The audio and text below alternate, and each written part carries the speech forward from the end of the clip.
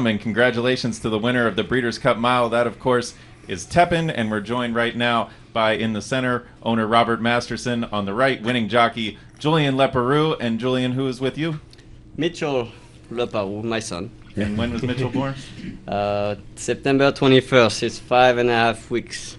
Very good. And we also have Deuce, is that right? Deuce Greathouse. Deuce Greathouse. Deuce, thanks for joining us up here. Congratulations to all of you. Thank you. Julian, I think we'll start with you just so we can get a breakdown of the race. Tell us about your trip, if you would. I mean, she broke good like she always does. I was surprised actually coming to the first turn to be on the lead. I thought obviously be there already, but he came across me and I could get out as soon as I could, so that was great. She was relaxed, and on the backside I was very confident. Very good. I should mention Julian won this race in 2011 with Court Vision. Winning trainer Mark No, I got beat actually at that time. I was 2-2. I got beat at nose. Did I just read it wrong? I got beat by Court Vision. And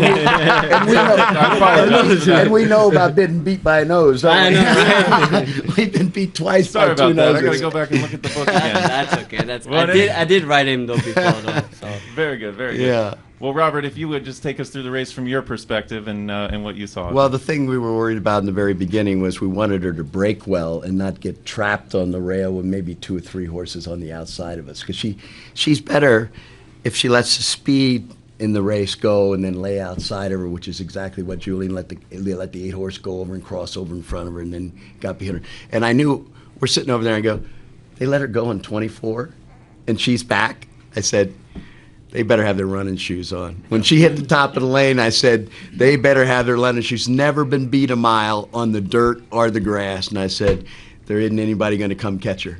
When she hit for home like that on the lead, I said, there isn't anybody. Didn't you think it too, Julian? There's nobody going to come catch her. Well, I knew, on the backside already. She was so relaxed. And like the last race, too, the same kind of race we had today. And I knew they, like you said, if they beat us, they would have to run a lot. Yeah, got to have their running shoes on. I knew she was going to kick home for sure. Yeah. Well, Robert, I'd just like to get your opinion on what's changed with this filly from 3 to 4, aside from, of course, Julian Leperoux.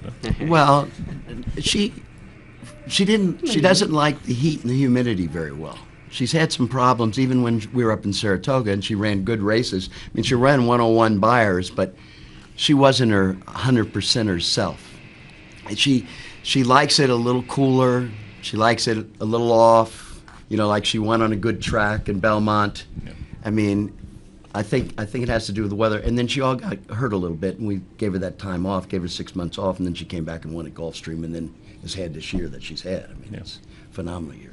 And we're always interested in the story of how you came to own this filly. So going back to 2012 at the Saratoga sale, can you tell us about that? Deuce's father, David Greathouse, who's passed away, and I've been partners since the early 80s in all kinds of things with horses.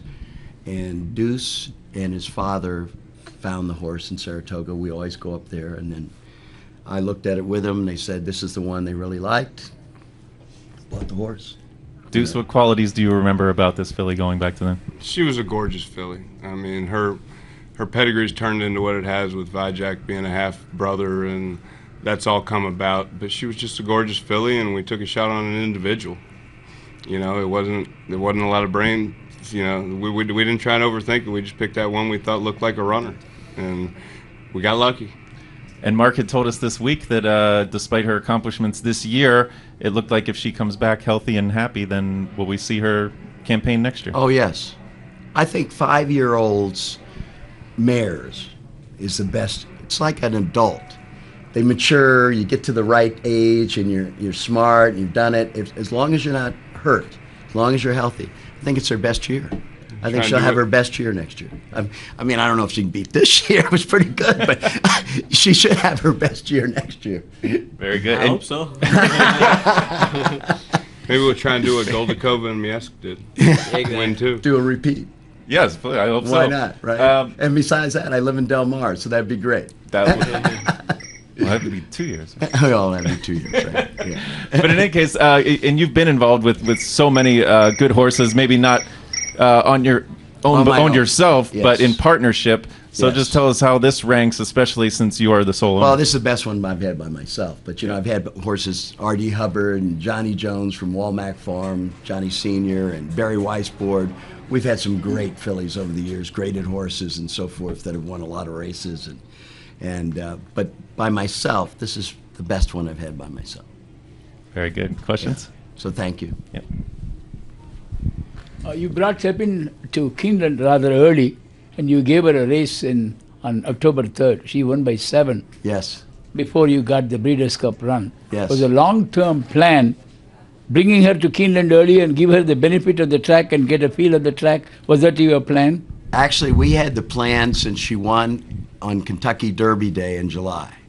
When she won the Grade 2 on Kentucky Derby Day, going a mile, we said, here's our plan. She's going to run that race. She's going to go to Belmont, run on Belmont race and the Grade 1 that mile. Then she's going to run in the Diane. She's going to go to Keeneland, and she's going to run the Breeders' Cup. We had that plan, and that's the plan she went to, and she did that plan. You know, she got beat in the nose in the Diane, and she ran her shoes off, didn't she? I mean, That was a tough beat. I know that Yeah. was a tough beat, but she ran her heart out. That's when we They kind of broke the- decided we were going to focus on the mile. Flat mile, yeah. I think it's her death system. You beat some of the best milers in your Yes. Keeneland race. Yes, thank you. And Make Believe is the 2000 Guineas winner, and Esoteric Right. has been Thank on you. fire in Europe. Yeah. And you beat them all. Yes, thank you. Thank you. We know that. I wanted to meet you. We know that. And we had a chance, you know, we could have run the distaff on the grass against the girls. And I've been in the business a long time, and I said, why want to do that? I want to run against the best. I can see There's you are a man- 8. You are a man who can meet challenges. Yes, that's exactly But right. then he called me when the PPs came out. He said, "The mile's the toughest race in the world this year. Why are we running the mile?" There, you know, if you ever read the sheets, you know, in gambling, there's 8 horses on the sheets that ran a 0. 8 horses. I mean, come on, give me 1 or 2. I got to beat 8 of them like that. Anyway, it was Well, funny. you guys did indeed beat them all. I think that wraps it up down here. Yeah. Congratulations Thank you. once again. Thank you. Tepin, the winner of Thank the you, Breeders' brother. Cup Mile. Thank you again, Julie. Thank you. We'll do it again next year. Sounds good. You guys try hat? I got one. I gotta try.